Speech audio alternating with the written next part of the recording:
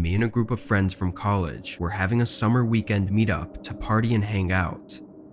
I was organizing the stay at an Airbnb. It was a cabin far out in the forest around our old campus, meaning we'd have no issues with partying loud and could do whatever we wanted. I rented it out for the weekend, as well as the 2 days prior, wanting to spend some time there alone and make it a whole vacation week for myself. When I got there, I was stunned by the view.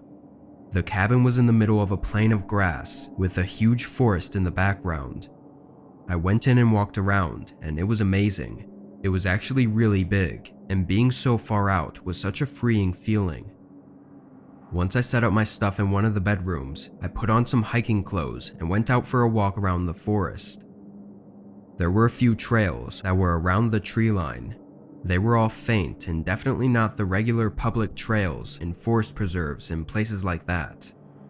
I chose a random one and started walking down.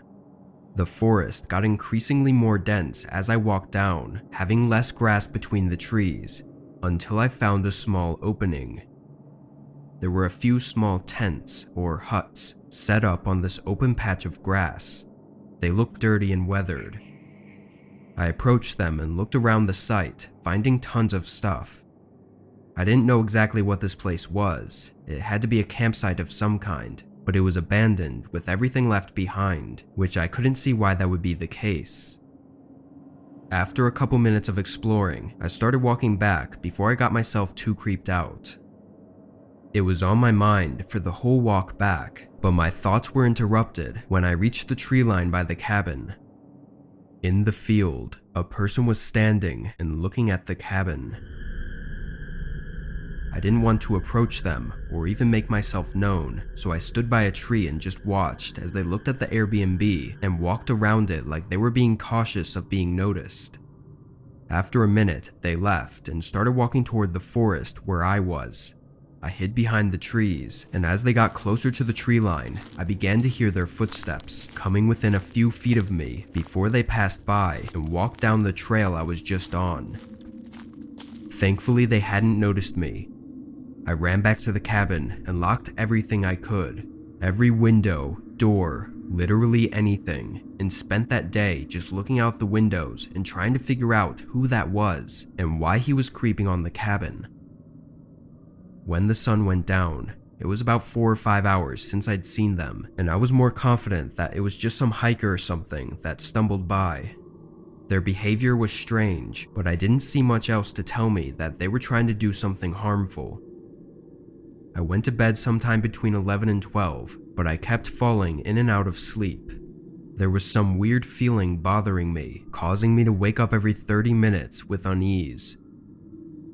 In the middle of the night, after having woken up probably 3 or 4 times already, I was startled awake by the sudden sound of something shattering from across the cabin. I got up and grabbed the nearest weaponable object and ran to the other end of the home. I immediately saw a beam of moonlight shining through a shattered window, and on the floor below it was a heavy rock. I looked around the whole room, then went up to the window and looked out. Far in the field, near the tree line, I saw a figure running away, fading into the darkness around the trees just seconds later. I took my car and drove into town, getting the police involved. They did their investigation and had me speak to the owner of the Airbnb as well, but it turned up nothing. I was able to get a different place for us to stay for the weekend, and we still enjoyed ourselves. Who that man was is still undetermined, and why he was stalking the cabin and threw a rock through the window remains just as unknown.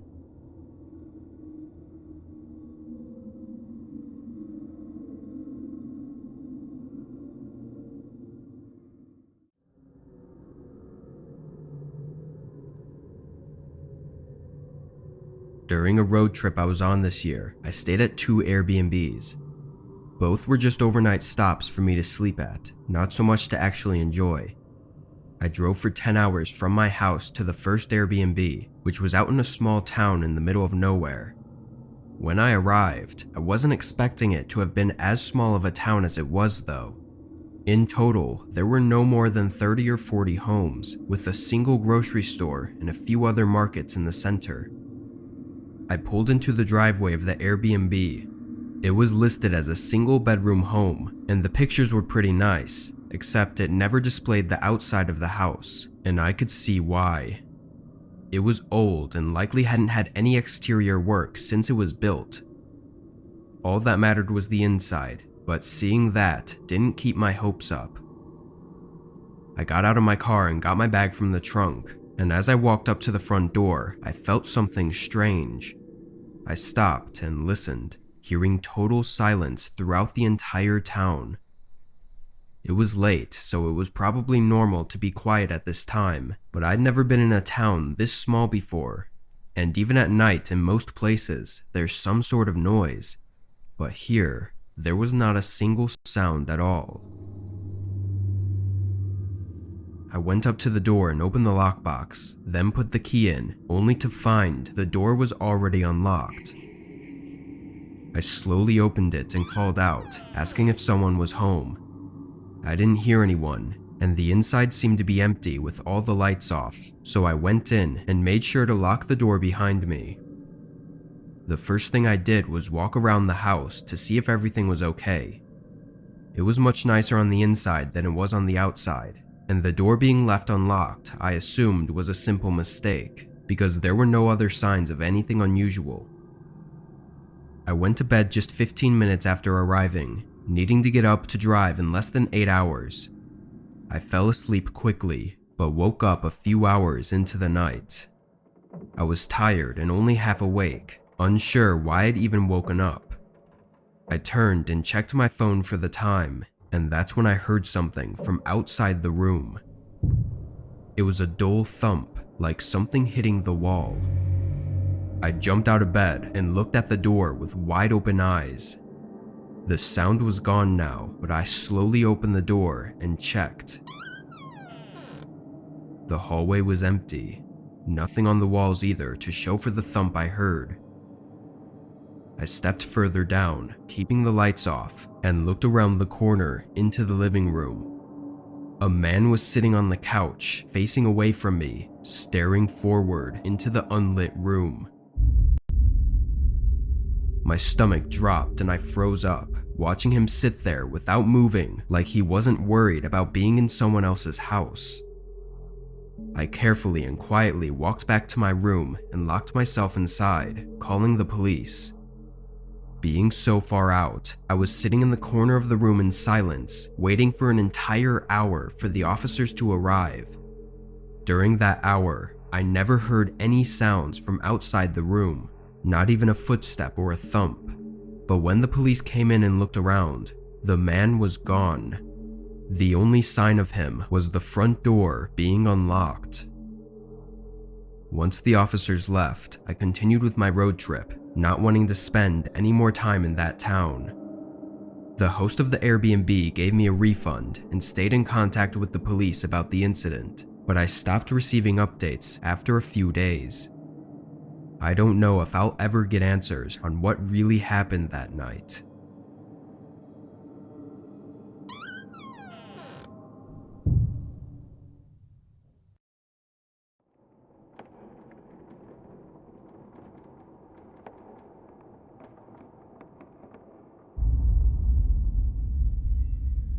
Three summers ago, I rented an Airbnb near my family in Arizona. I'd used Airbnb tons of times before and had great experiences, often skipping hotels entirely and going straight to looking for Airbnbs whenever I'm planning a trip. When I got to this rental, I did as I always would. It was just after 9 p.m. and I went up to the door. It had a keypad on the handle, so I got my phone out to see if I was emailed a code, but before I could even check, the door opened. A man greeted me as the host of the Airbnb and invited me in. I'd never once met the host of an Airbnb because they always just had a key or code to get into the house, and I never said when I'd be arriving here, so he had to have either been waiting for me or was just at the rental for some reason. Even more surprising, he started giving me a tour of the house. I didn't say much, being confused and unsure what to make of it. but the man talked almost non-stop. Once we walked the house, he asked if I had everything I needed and finally left. I situated my belongings in the room, then called my parents to let them know I had made it into town, and went to bed. In the morning, I did a more personal walkthrough of the house, checking to make sure there were no hidden cameras and whatnot to satisfy my paranoia. As I did, I realized one of the doors that the host said was a closet had a lock on it and couldn't be opened. I assumed it was for cleaning supplies or extra things the host had in storage and didn't think much of it. I met up with my family for most of the day, eating out and walking through the parks. I got back to the Airbnb just after sunset.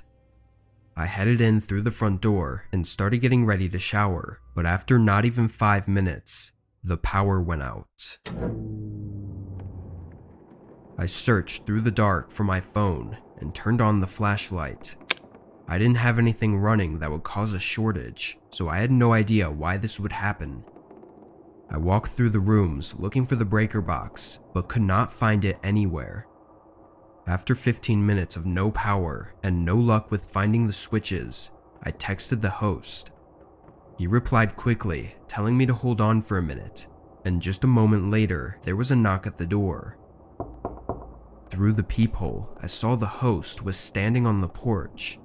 I opened the door, and he quickly walked inside, having a flashlight in his hand already. He said he was just a few streets down when I texted him, but he was here so quick and even had a flashlight prepared, so I was already put off. I had a bad feeling in my gut about this as I followed him until he stopped by the locked closet. He took out a key and opened it, asking me to hold the flashlight for him as he went in. When I shined it into the closet, there was a staircase leading into a basement. It caught me off guard and instantly made me uncomfortable. He got halfway down before turning and asking me to come down with the light so he could see. Maybe it was the way he said that, or just a sudden click in my head that made me think about everything and how unnecessary it was that I had to be the one holding the flashlight and go down there with him. It made me think he was using this as some sort of trick to get me to follow him into the basement that he previously never mentioned. Without saying anything, I backed away and ran out of the house, calling the police as I hid next to a neighboring house. The host didn't follow me and even stayed when the police got there. When questioned, he said it was all a misunderstanding, but when the police searched the house, they found the electrical box was on the outside of the house behind a bush, and the power switch was manually turned off. As for the basement, it was nothing but an empty room. Regardless, nothing was enough to prove anything, and it unfortunately reached a stalemate. I'm willing to bet my life that he was the one to cut the power, but what he intended to do when he got me into the basement is something I don't even want to imagine.